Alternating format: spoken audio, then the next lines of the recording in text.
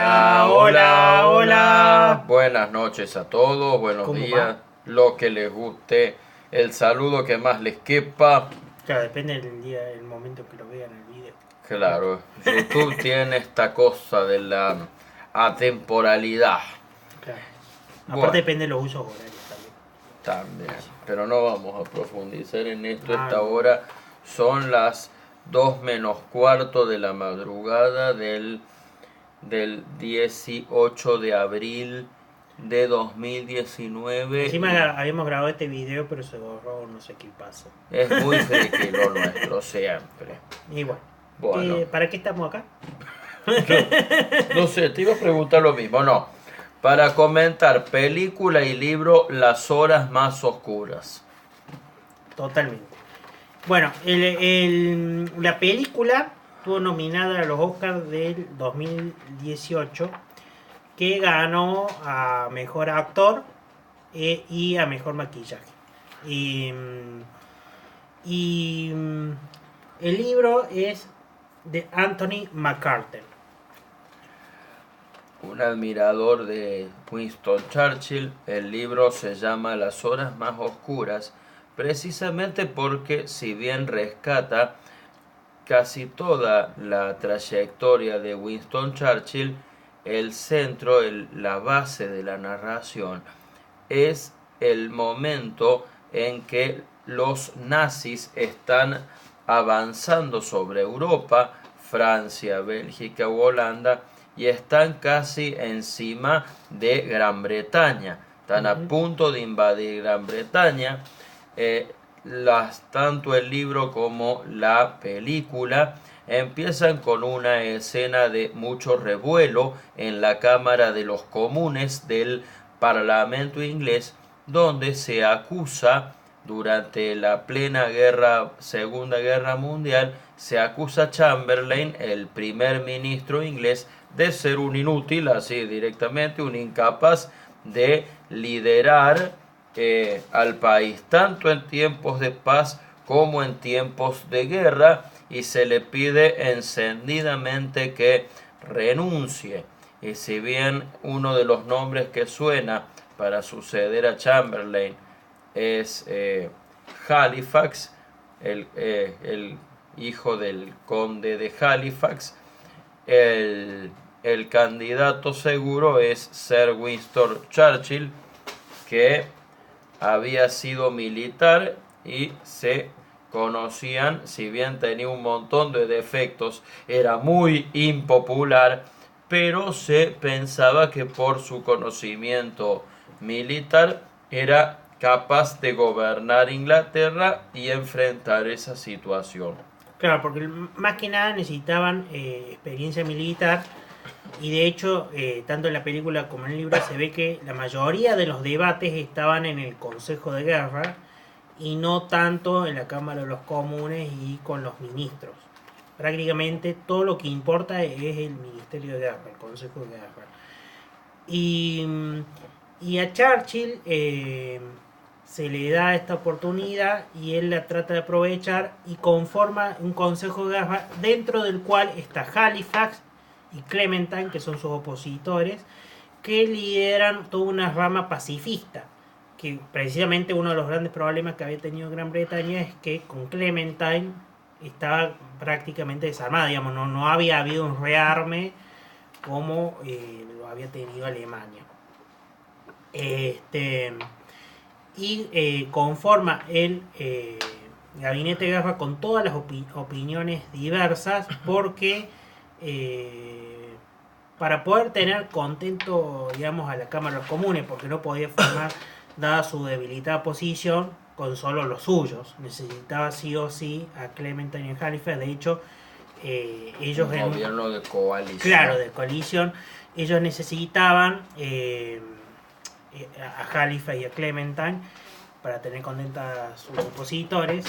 Y de hecho ellos aprovechan eso para constantemente decir, bueno, mira que si no nos hace caso, nosotros renunciamos.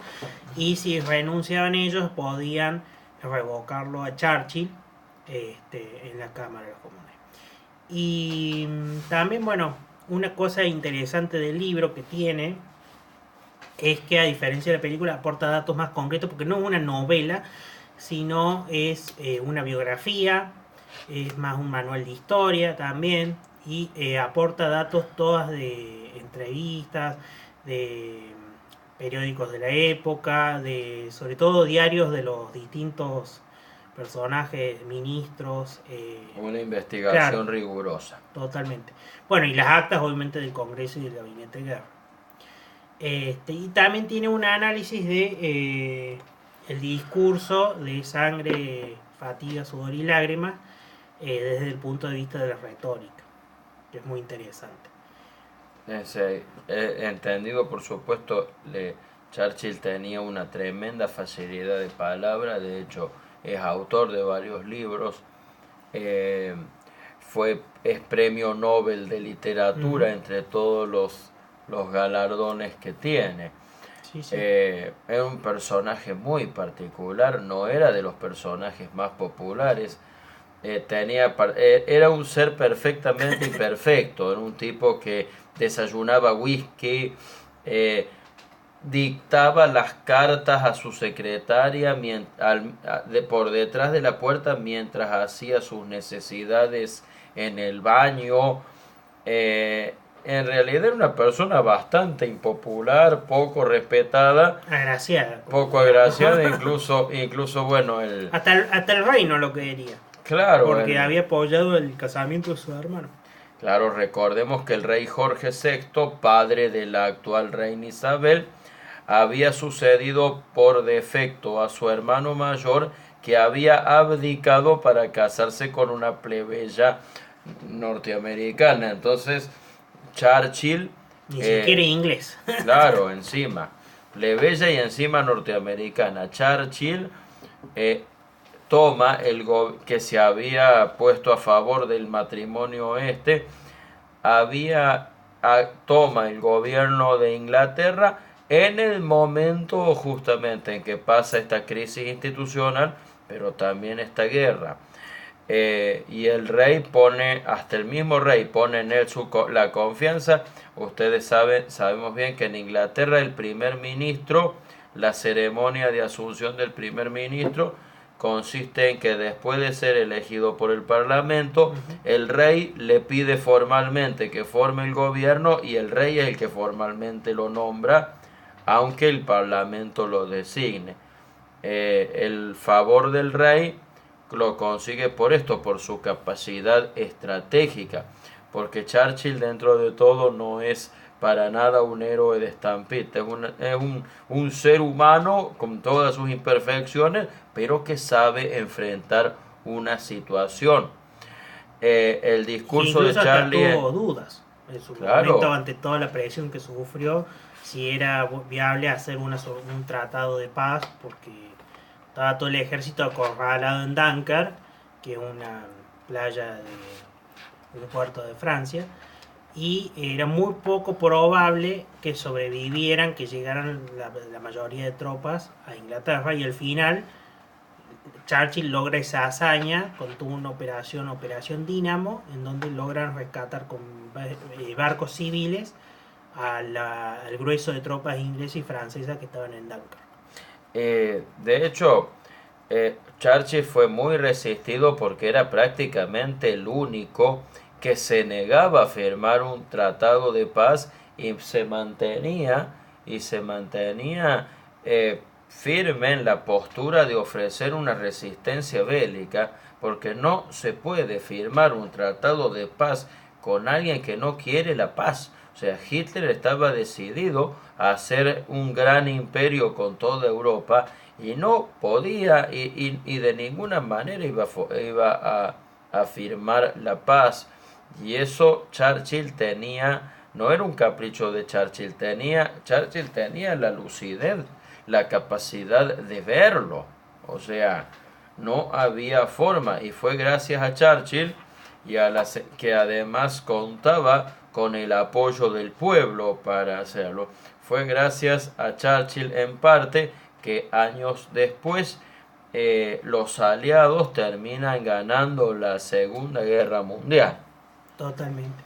No, y aparte, tratado de paz, si se hacía, iba a ser, en realidad, terminar siendo un estado esclavo, totalmente dependiente, sin ejército ni nada, con un gobernante títere. Aparte, Churchill tenía la experiencia de la historia que los países, que las naciones que se rendían, no tenían el mismo futuro que las que terminaban siendo dominadas por la fuerza, porque después podían resurgir en un futuro. Y aparte él tenía la experiencia de que grandes dictadores como Napoleón habían tratado de invadir Inglaterra y no habían podido, porque es mucho más fácil defender la isla desde la misma isla que mandando un ejército a Francia. Además tengamos en cuenta que Inglaterra históricamente ha sido un imperio, o sea,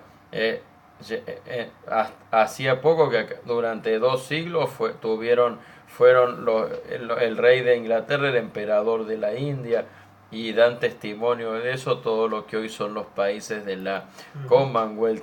No lo difícil que un imperio conquistara a otro imperio. Sí. A mí la sensación que me da Churchill, yo por ahí no comparto generalmente ideas conservadoras, pero políticamente hablando. Pero realmente Churchill era un estadista admirable en el sentido de que ejercía el único liderazgo respetable, el liderazgo más respetable que hay, que es el liderazgo de saber, de tener conocimiento de la función que se cumple y en ese conocimiento saber aplicarlo para resolver una situación incluso urgente. Esa es la admiración que más que nada me despierta a mí esta película, claro, por la figura de este célebre, de este simpático pero brillante personaje. Claro. No, y aparte de una la cuestión política intelectual, porque era mucho más inteligente que el resto de los ministros y demás. Y aparte, bueno, cómo usaba la retórica para convencer a los demás y que los otros miembros del gabinete y miembros de las cámaras siguieran su postura, pese a toda la ola de pesimismo que había y de que Churchill mismo no tenía la certeza de que la mayoría de las tropas iban a sobrevivir a Dunkirk también. Y bueno, y eso, básicamente. Terminamos por acá. Recomendamos la película y el libro de Las Horas Más Oscuras porque realmente vale la pena y es un personaje digno de admirar. Sí. Chau, Chau, chau, chau.